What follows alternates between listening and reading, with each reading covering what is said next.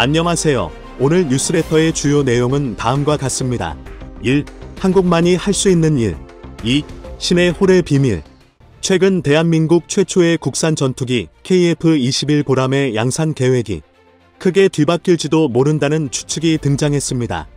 지난 11월 10일 KF-21C 제2호기는 별다른 이상 없이 35분간 비행하며 최초 시험 비행에 성공했는데요.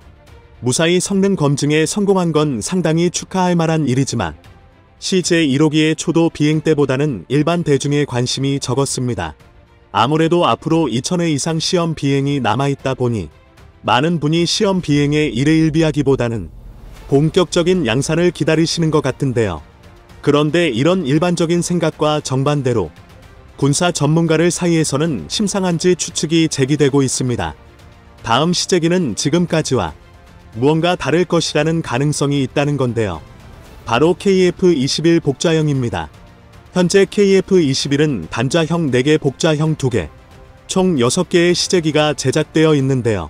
만약 복좌형 KF-21도 지금까지처럼 무사히 시험 비행에 성공한다면 KF-21 양산 계획은 기존과 완전히 다른 방향으로 흐를 수도 있습니다. 다름 아닌 KF-21 양산 물량 중 일부를 전자전기로 개량하는 것입니다. 그렇게 된다면 이미 한번 소묘 검증 실패로 쓴맛을 본 우리 공군의 최대 수건 사업 중 하나인 전자전기를 드디어 확보하게 되는 것입니다. 그것도 하급 기체가 아니라 4.5세대 미들급 기체 중 끝판왕이라는 KF-21 기반 전자전기를 확보하게 되는 것이죠. 그런데 한국 공군의 이런 희망과 달리 반대 의견도 만만치 않습니다. 지금 당장 미들급 전투기 전력 확보에도 벅찬데 무슨 화력도 약한 전자전기를 개발하냐는 건데요. 이해가 만되는 주장은 아니지만 결론부터 말하면 이는 그다지 옳은 생각이 아닙니다. 물론 한국이 미국처럼 150대가 넘는 전자전기를 보유할 필요는 없지만 적어도 수십 대 정도의 전자전기는 반드시 보유해야만 합니다. 그도 그럴 게 단순히 전투기의 숫자를 늘리는 게 우리 공군력에 더하기가 된다면 전자전기는 아예 전투의 차원을 바꿔버리는 곱하기입니다. 이에 대한 가장 확실한 증거가 미국이 보유한 최강의 전자전기 EA-18g 그라울러입니다. 전장 18.3m, 전폭 13.6m, 전고 4.8m의 그라울러는 외형만 보면 특별할 게 없는 기체인데요. F-A-18 슈퍼호넷을 기반으로 개량했기 때문에 기동성 면에서는 나무랄 데가 없지만 그만큼 특별하다고 할 만한 구석도 없습니다. 또한 RCS 값이 1평방미터에 불과하긴 하지만 어찌 되었든 스텔스기라고 하기에는 부족한 수준이고 더군다나 KF-21처럼 완전 스텔스 성능으로의 개량도 불가능합니다. 즉 외적인 측면만 보면 전자전기의 특성상 화식도 부족하고 굳이 보유할 필요도 없는 기체입니다. 그런데도 미국은 그라울러를 158대나 보유하고 있고 미군의 가장 강력한 전력인 항공모함에 배치하고 있습니다. 심지어 다른 최강의 스텔스기 중 하나인 F-35는 수출이 꽤 자유로운 편이지만 그라울러만큼은 미국을 제외하면 2015년 호주가 단 12대를 도입한 게 최초였고 비교적 최근에야 총 사업비가 19조 6천억 원이 넘는 핀란드의 초대형 전투기 도입 사업에서 14대 수출을 허가한 게 전부입니다. 사실 그라울러의 진짜 가치는 얼마나 기동력이 좋고 얼마나 강한 화력을 투사할 수 있느냐에서 드러나지 않습니다. 말 그대로 전자전기인 만큼 전자전에 얼마나 많은 기여를 할 수 있느냐가 가치를 결정한다고 할 수 있는데요. 그리고 그런 면에서 그라울러는 모든 단점을 씹어먹을 만큼 압도적인 능력을 보유하고 있습니다. 하지만 이를 말기 위해서는 전자전에 대해서 알아야 합니다. 전자전은 크게 전자공격, 전자지원, 전자방어로 나뉘는데요. 이중 전자공격은 말 그대로 적이 레이더를 사용하는 것을 막거나 방해하는 걸 말합니다. 레이더가 전파의 송수심에 걸리는 시간으로 목표물의 거리와 위치를 알아낸다면 전자공격은 그 사이에 잡음 전파를 섞어 수신을 방해합니다. 그렇게 되면 레이더상에 이런 노이즈가 끼게 됩니다. 또는 레이더로 되돌아가는 전파의 수를 늘려 레이더상의 허위 표적을 만들어 버립니다. 1을 보냈으면 1이 돌아와야 하는데 10이 돌아오는 셈인데요. 이렇게 되면 적 레이더가 아군의 위치를 특정할 수 없습니다. 이외에도 전파를 반사하는 체풀을 뿌리거나 가짜 전파를 발사하는 디코이도 전자 공격의 일부입니다. 또 전자 지원은 전자 공격과 연계하여 적의 통신이나 네트워크, 레이더 전파 패턴을 확보하고 해석하며 문자 그대로 전자 공격을 지원합니다. 전자 공격 능력이 아무리 강해도 적 레이더의 주파수를 찾을 수 없다면 전자 공격 또한 불가능하기에 전자 지원 능력은 전자전에서 필수적입니다. 반면 전자 방어는 전자 공격과 전자 지원을 역으로 무력화하는 기술인데요. 현대의 전자전은 아군의 전자 공격, 전자 지원과 적군의 전자 방어 사이의 격차로 승패가 결정됩니다. 그리고 이 세 가지 측면 모두 그라울러는 최강이라는 말이 아깝지 않습니다. 일례로 그라울러의 경우 현재 개발된 제밍 포드 중 가장 강력한 제밍 능력을 갖췄다고 평가받는 ALQ-99를 무려 3개나 탑재할 수 있고 전자 지원을 위한 수신기 ALQ-218 리시버를 주익 양 끝에 하나씩 탑재하고 있습니다. 이 덕에 144km의 원거리에서 범위 내의 모든 적 레이더를 무력화할 수 있는데요. 게다가 기본적으로 최대 속도가 마하 1.8에 달하는 슈퍼호넷 기반이라서 일반적인 전자 전기와 다르게 적진 깊숙이 침투해서 적의 레이더를 제압하는 전방 지원 제밍, 호위 지원 제밍까지 모두 가능합니다. 즉 그라울러 한 대로 근거리, 중거리, 원거리의 모든 레이더와 통신을 마비시킬 수 있는 것입니다. 이는 비단 지상의 레이더뿐만이 아니라 미사일의 경로를 결정하는 유도 레이더 또한 마찬가지인데요. 그라울러의 강력한 제밍 영역에서는 아무리 화력이 강한 미사일도 아군의 전투기를 맞출 수 없는 것입니다. 더구나 만약 적의 전자 방어 능력이 너무나 강력해서 전자 공격이 불가능한 상황이라도 그라울러는 무수한 성능의 소프트웨어를 기반으로 HM-88HARM 미사일을 운용할 수 있기 때문에 적의 레이더를 물리적으로 파괴해버리는 것도 가능합니다. 정말 그라울러를 상대해야 하는 입장에서는 골칫거리도 이런 골칫거리가 없는데요. 그라울러는 이런 압도적인 정보 수집 능력을 바탕으로 미 공군 편대의 전술 결정기 역할을 담당합니다. 한마디로 공중 편대의 지휘관인 셈입니다. 그런데 이쯤 되면 한 가지 의문이 들 수밖에 없습니다. 전자전기가 이토록 감격하고 전술적 가치가 높다면 어째서 대한민국은 그라울러 같은 전자전기를 사용하지 않는 걸까요? 사실 그 이유는 간단합니다. 너무 강력하다는 게 문제입니다. 현대전에서 전자전에서 우위를 선점한다는 건 절반의 승리를 얻고 전쟁을 시작한다는 것이나 마찬가지입니다. 단적인 예로 미군의 전자전기가 본격적으로 운용된 걸프전에서는 그라울러의 전신만 EA-6 프라울러가 사용되었는데요.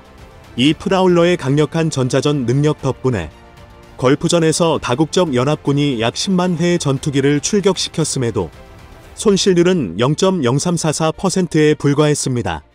이라크군의 방공망은 프라울러의 강력한 제밍 능력에 모두 고철 덩어리가 되어버렸는데요. 심지어 잠깐이라도 레이더를 켜면 이를 포착한 프라울러가 폭격을 쏟아 부었기 때문에 방공망 비슷한 것도 운용할 수 없었습니다. 전자전기의 이런 압도적인 능력을 경험했다 보니 미국은 절대 그라울러를 수출하지 않기로 결정했고 호주에 수출한 물량도 다운그레이드한 마이너 버전입니다. 심지어 그 와중에도 ALQ-99나 ALQ-218은 운용자만 호주 공군에서조차 보내는 물론이고 정비마저 불가능할 정도로 철저한 관리를 받고 있습니다. 해외 운용분에 대해 미군이 보관, 운용까지 철저하게 관리하는 건데요. 그만큼 미국은 그라울러를 극비 무기 취급하고 있습니다. 오죽하면 한국 또한 3차 FX 사업 당시 그라울러를 수입하고자 했지만 핵심 군사 기술을 국외로 반출할 수 없다는 이유로 거부당했습니다. 이는 생각보다 심각한 문제였는데요. 바로 북한 때문입니다. 이니 몇 번 말씀드렸다시피 북한의 공군 전력은 없는 이만도 못한 수준이지만 이에 대한 반사 효과로 방공망은 굉장히 촘촘히 구성되어 있습니다. 이른바 거미줄 방공망인데요. 실제로 미 CIA조차 북한의 방공망 밀도만큼은 세계 최고 수준이라고 분석했습니다. 물론 북한답게 질보다는 양으로 승부를 보는 모양새지만 우리 공군 입장에서는 분명한 위협입니다. 특히 북한은 최대 요격 고도 18km의 사-3를 140대 이상 보유하고 있고 최대 요격 고도 25km의 사-2는 180대 이상, 최대 요격 고도 40km의 사-5는 40대 이상 보유하는 등 다수의 지대공 미사일로 방공망을 구성했는데요. 여기에 상세 스펙이 말려지지 공유과 1만 4천대가 넘을 것으로 추정되는 대공포와 맨패즈까지 합치면 북한의 방공망은 우리 공군의 가장 큰 위협입니다. 하지만 FX 사업 당시 군사 전문가들의 분석에 의하면 북한의 방공망이 아무리 촘촘하다 하더라도 유사시 6대의 그라울러가 포함된 전투기 편대면 이 모든 걸 무력화시킬 수 있습니다. 북한은 강력한 방공망을 보유한 것과 반대로 전자전 능력은 원시인 수준이기 때문인데요. 이 덕에 그라울러급의 강력한 전자 전기가 있다면 아무런 방해 없이 북한의 명공을 우리 마음대로 휘저을 수 있고 지상군 돌입에 앞서 주요 거점을 전부 파괴할 수도 있습니다. 흡사 게임 속에서 치트키를 써서 투명 인간이 되는 것과 같아지는 건데요. 하지만 유감스럽게도 앞서 말했듯이 미국의 수출 거부로 한국은 현재 그라울러를 보유하지 못했습니다. 그런데 이는 결론적으로 보면 모시려 대한민국의 이득이었습니다. 너희들이 안 팔면 우리가 만들겠다라는 불굴의 의지가 또다시 불타오른 건데요. 그 성과가 바로 국산 제밍포드 ALQ200K입니다. ALQ200K는 국내 기술로 개발에 성공한 한정형 전자전 장비인 SLQ200K 소나타와 미국의 ALQ88 제밍포드에서 습득한 기술을 접목하여 개발되었는데요. ALQ200K의 정확한 세부 성능은 공개되지 않았지만 아는 ALQ99에 근접하거나 조금 못 미치는 수준으로 적 레이더 교란과 무력화, 응급 상황에서는 체프 및 플레어 자동 발사 등 우수한 성능의 전자 공격을 수행할 수 있는 것으로 알려져 있습니다. 실제로 ALQ200K는 전용 전자 전기가 없는 상황에서도 KF-16에 탑재되어 대한민국 공군의 전자전을 담당했는데요. 이것만 해도 성능이 검증되었다고 할 수 있지만 더 놀라운 건 ALQ200K에 대한 미국의 반응입니다. 2011년 당시 파키스탄은 한국에서 ALQ200K를 도입하고자 했는데요. 그런데 갑자기 이 사업에 미국이 끼어들어 학을 떼며 반대했습니다. 중국이 파키스탄을 통해 ALQ200K를 수입할 수 있다는 이유 때문이었는데요. 미국의 압박이 얼마나 강했는지 한국은 어쩔 수 없이 ALQ200K 수출을 취소했을 정도입니다. 이는 미국이 ALQ200K가 적국에 넘어갈 시 미 본토를 위협할 정도의 성능이라고 판단했다는 방증입니다. 그리고 실제로 전 세계 대다수의 군사 관계자와 전문가들은 ALQ200K의 등장과 함께 대한민국의 전자전 능력을 전 세계에서 7번째로 꼽고 있습니다. 하지만 이것도 옛날 얘기입니다. 앞서 말했듯 KF-21이 등장하면서 전 세계 전자전의 판도가 뒤흔들리고 있습니다. KF-21은 ALQ200K를 통합 전자전 체계 위 스위트로 개량하여 아예 전투기 내부에 내장하고 있는데요. 쉽게 말해 KF-21은 아무런 추가 장비 없이 ALQ200K 회장 포드를 탑재한 전투기와 동일한 수준의 전자전이 가능하다는 것입니다. 게다가 KF-21에 탑재된 AESA 레이더는 고출력 에너지를 적 레이더에 집중적으로 조사해서 회로를 불태워 버리는 전자 공격이 가능한데요. 즉 KF-21은 주 임무로 전투기의 역할을 수행함과 동시에 부임무로 전자 전기의 역할까지 수행할 수 있는 것입니다. 그리고 여기에 더해 파일럿 2명이 전투기 조종과 전자전을 따로따로 수행할 수 있는 KF-21 복좌형은 추가적인 전문 전자 전기로도 개량이 가능한데요. 현재 한국의 전자전 기술을 생각하면 EA-18g 그라울러를 뛰어넘는 전자 전기를 만드는 것도 꿈은 아닙니다.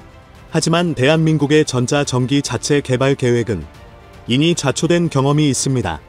전자 전기가 필요한 이유에 대한 소요 검증이 실패한 건데요. 아직은 대한민국이 전자전 능력보다는 화력을 더 중요하게 생각하고 있기 때문입니다. 하지만 공군력의 질을 한 차원 업그레이드하기 위해선 전자 전기를 반드시 보유해야만 합니다. 그리고 이를 위해선 먼저 전 국민적 여론이 형성되어야 할 텐데요. 우크라이나 전쟁으로 썩어빠진 미천이 다 드러난 러시아가 여전히 국제사회에서 배짱을 부릴 수 있는 것은 핵무기를 보유하고 있기 때문입니다. 상황이 이렇다 보니 휴전 국가인 우리로서는 핵무기가 더욱 절실할 수밖에 없습니다. 하지만 현재 핵무기를 보유한 국가들은 핵무기 초기 개발에 성공한 일부 강대국들과 냉전 시기 국력이 강력했던 무례배들이 나눠 가지고 있으며 우리는 그저 대응책이나 마련해야 하는 처지입니다.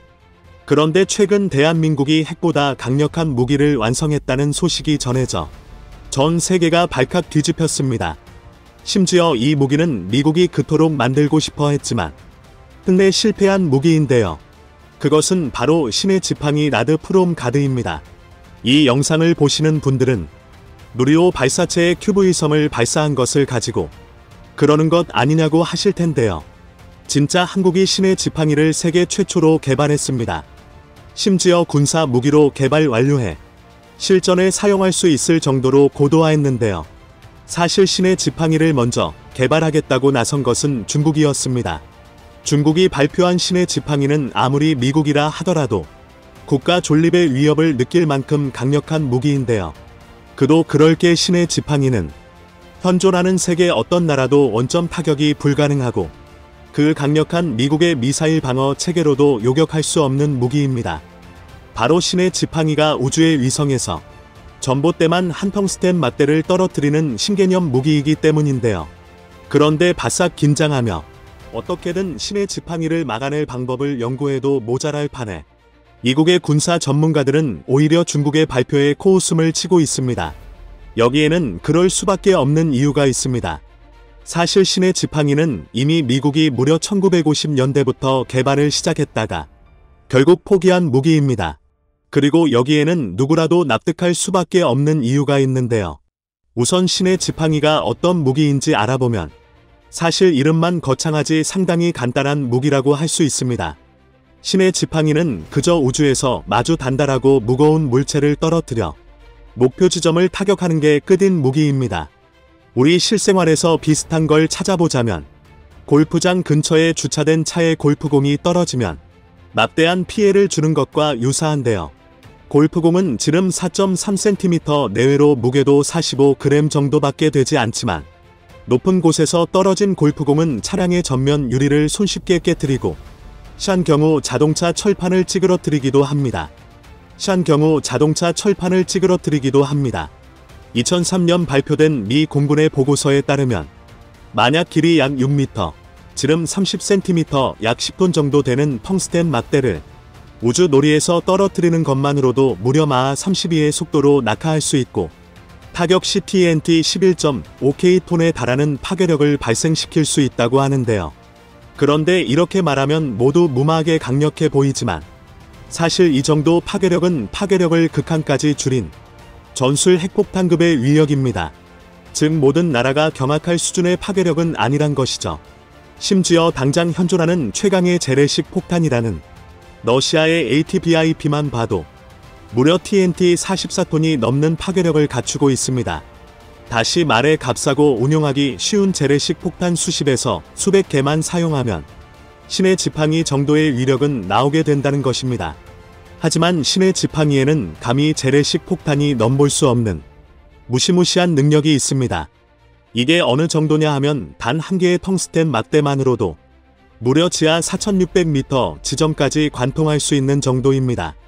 서울에서 가장 깊은 산성역이 고작 55.5m에 있다는 것과 비교해보면 신의 지팡이의 관통력이 얼마나 대단한 수준인지 감이 오실 텐데요.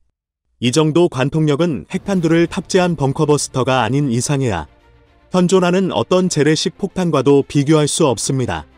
게다가 신의 지팡이는 핵과 달리 낙진이나 방사능 위험도 없으니 더더욱 탐이 나는 무기인데요. 그런데 미국은 신의 지팡이를 포기하고 핵무기의 위력을 낮추고 소형화하는 방향을 선택했습니다. 심지어 2013년에는 미 공군의 주도로 마하 3 수준의 속도로 탄소 막대를 떨어뜨리는 실험까지 성공하게 했는데요. 결국 미국은 핵무기를 선택한 것입니다. 사실 신의 지팡이는 위력만큼이나 많은 결점을 가진 무기입니다. 우선 신의 지팡이를 구축하는 데는 너무 큰 비용이 듭니다. 현대의 기술로도 1kg의 물체를 우주로 올려보내려면 약 2,600만 원이 필요합니다. 즉 9톤에 달하는 텅스텐 맞대 단 하나를 우주로 올려보내는 것만 해도 이니 2,346원 이상이 필요한 것입니다. 또 신의 지팡이를 무기화하려면 이 텅스텐 맞대를 무려 12개나 올려보내야 합니다. 즉 이것만 해도 이미 천문학적인 비용이 필요합니다. 게다가 여기에는 텅스텐 맞대를 우주로 보낼 우주선과 이성에 필요한 값은 포함되지 않은 것입니다. 심지어 텅스텐은 비싼 초고가의 금속이기 때문에 아무리 미국이라고 하더라도 단 하나의 무기에 이 정도로 큰 금액을 투자할 수는 없는 노릇입니다. 상황이 이렇다 보니 중국이 신의 지팡이를 개발하겠다고 선언했을 때 군사 전문가들이 코웃음을 칠 수밖에 없었던 것입니다. 이처럼 우주 무기는 기술력이 있어도 막대한 비용 때문에 개발 불가능한 기술로 여겨져 왔는데요. 그런데 최근 미국이 포기하고 중국은 감히 시도조차 할 수 없는 신의 지팡이를 한국이 개발해서 실전 테스트까지 성공했습니다. 이 소식이 알려지자 전 세계의 이목이 당연하게 한국을 향해 집중됐는데요. 게다가 이 무기는 실전 테스트 당시 핵무기 이상의 파괴력을 보여주면서 극비리의 실전 테스트 정보를 입수한 대한민국의 적성국을 공포에 떨게 했습니다. 오죽하면 북한은 이례적으로 끝을 모르는 동족 대결 망가라는 선전물을 발표하면서 겁먹은 티를 내기까지 했는데요. 하지만 한국형 신의 지팡이는 자세한 스펙은커녕 이름조차 노출되는 것을 꺼리고 있습니다. 오죽하면 현무 3 영상을 한국형 신의 지팡이 실전 테스트 영상인 것처럼 편집해서 의도적으로 유출하기까지 했는데요. 이 때문에 군사 전문가들은 한국형 신의 지팡이를 고인력 탄도미사일 또는 현무로 부르고 있습니다. 그런데 황당한 것은 일본 네티즌들 사이에서는 대한민국이 현무사를 지나치게 비밀에 붙이는 이유를 들어 한국은 현무를 개발하지 못했다라며 이건 단지 국민을 선동하기 위함이다라고 대한민국의 기술력을 깎아내리고 있습니다. 하지만 이건 악의적인 비난이나 다름없습니다. 선동을 위해서라면 차라리 대대적인 홍보를 하는 게 더 효과가 좋은 것이 당연하기 때문인데요. 게다가 현재 대한민국과 미국의 군사 관계자들 사이에서 실제 현무사에 대한 정보가 조금씩 흘러나오고 있습니다. 오히려 대한민국이 현무의 정보를 최대한 제한하는 이유는 이력이 지나치게 강하기 때문에 중국이나 러시아 같은 적성국의 견제를 최대한 회피하려는 목적이라고 봐야 합니다. 또한 정보의 파편을 종합해보면 대한민국이 개발한 현무는 우주에서 텅스텐 맞대를 떨어뜨린다는 그런 허황한 무기가 아닙니다. 사실 지금 당장 북한의 위협에 맞서야 하는 우리가 그런 현실성 없는 무기를 개발하기에는 시간과 예산이 부족한 게 현실입니다. 대한민국은 지금 당장이라도 북한을 박살낼 전력을 확보해야 합니다. 그도 그렇게 현재 북한은 주요 군사시설 대부분을 무려 지하 300m 이하에 있는 벙커에 숨겨두고 있습니다. 또 전 국도 요새화를 내걸고 무려 6,000개 이상의 국가 주요 시설을 단단한 화강암 지대에 건설해 미사일 공격에 대응하고 있는데요. 게다가 북한이 포병 전력이 사격 후 동굴 같은 포진지로 숨어들어 대한민국의 대응 사격을 방어한다는 전술은 이미 유명합니다. 대한민국은 지금 당장이라도 북한의 벙커와 방어 체계를 무력화할 기술이 필요한데요. 그런데 현무의 다른 이름이 고인력 탄도미사일이라는 것만 보면 알 수 있듯이 현무사는 처음부터 북한의 지하 벙커를 무력화할 수단으로 개발되었습니다. 현무의 비밀은 바로 탄두에 있는데요. 현재까지 알려진 정보에 따르면 현무사의 탄두는 8, 9. 세계 최고 수준의 탄두 중량을 보유하고 있습니다. 그런데 재미있는 점은 이 탄두에는 화약은 일부분일 뿐이고 대부분 중금속으로 채워져 있다는 것입니다. 그래서 일반적으로 생각하는 것보다 폭발력은 약한 편이라고 하는데요. 그렇지만 현무사의 관통력은 가히 신의 지팡이에 비견되는 수준입니다. 예초부터 현무사를 한국형 신의 지팡이라고 부른 이유가 바로 이 때문입니다. 신의 지팡이에서 힌트를 얻어 고중량 탄두로 핵무기급의 관통력을 확보한 것입니다. 실제로 현무의 최고 속도는 무려 극초음속에 달하는 마하 10 이상입니다. 이 정도 속도면 서울에서 평양까지 날아가는데 고작 1분 남짓 걸리는 셈입니다.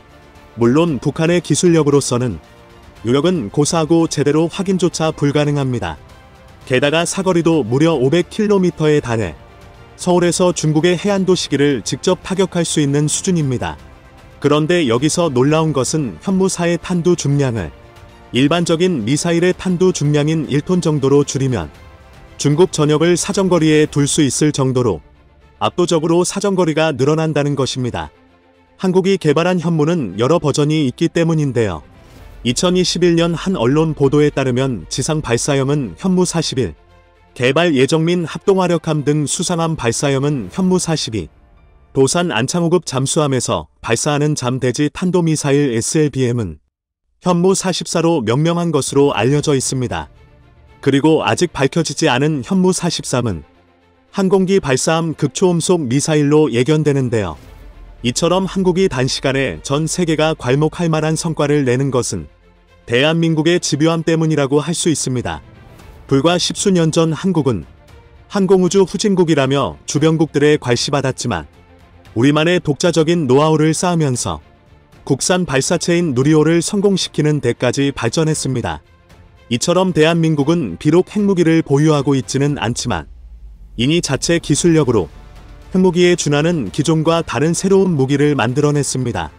현무사가 실전 배치되고 공개가 완료되면 아마 우리의 적성국들도 이제 더 이상 한국을 만만히 보면 안 된다는 나라라고 분명히 깨닫게 될 텐데요. 앞으로 대한민국의 국방력이 어디까지 올라설 수 있을지 기대됩니다.